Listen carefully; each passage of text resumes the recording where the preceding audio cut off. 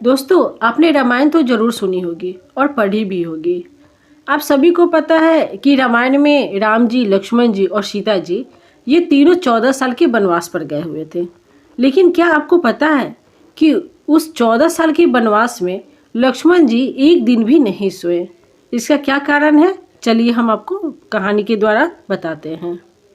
जब रामचंद्र जी को उनके पिता दशरथ राजपाट सौंपने वाले थे, तभी उनकी दूसरी पत्नी कैकेयी को उनकी दासी मंथरा ने उन्हें खूब भड़काया।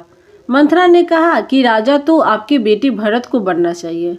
उसके बाद कैकेयी ने राजा दशरथ से 2 वरदान मांगे। पहला वरदान था कि भरत को गद्दी मिलनी चाहिए और दूसरा वरदान था कि राम को 14 वर्ष तक वन में रहना होगा। राजा दशरथ को अपनी पत्नी के वर पूरे करने पड़े।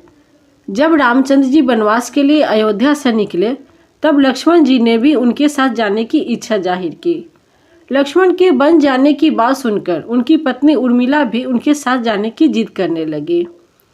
तब लक्ष्मण अपनी पत्नी उर्मिला को समझाते हैं और अपने बड़े भाई को और माँ समान सीता भाभी की सेवा करने के लिए जा रहे हैं, यह कहकर उन्हें समझाते हैं। अगर तुम वनवास में मेरे साथ चलोगी तो मैं ठीक तरह से सेवा नहीं कर पाऊंगा। लक्ष्मण के सेवा भाव को देखकर उर्मिला साथ जाने की जिद छोड़ देती है और वो वही महल में रुक जाती है।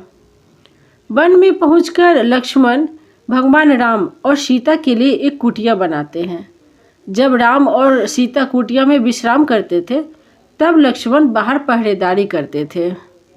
वनवास के पहले दिन जब लक्ष्मण पहरेदारी कर रहे थे, तब उनके सामने निद्रा देवी प्रकट हुई।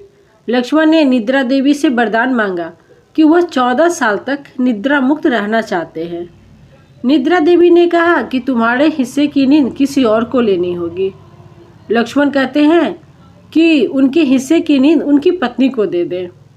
इस कारण लक्ष्मण 14 वर्ष तक नहीं सोए और उनकी पत्नी उर्मिला लगातार 14 वर्ष तक सोती रही। 14 साल बाद जब भगवान राम माता सीता के साथ जब लक्ष्मण भी अयोध्या वापस आए, तब नींद की अवस्था में रामचंद्र जी के तिलक समारोह में उर्मिला भी उपस्थित थी। यह देखकर लक्ष्मण को बहुत हंसी आती है। जब लक्ष्मण से हंसी की वजह पूछी गई, तो उन्होंने निद्रा देवी के वरदान के बारे में सब कुछ बताया।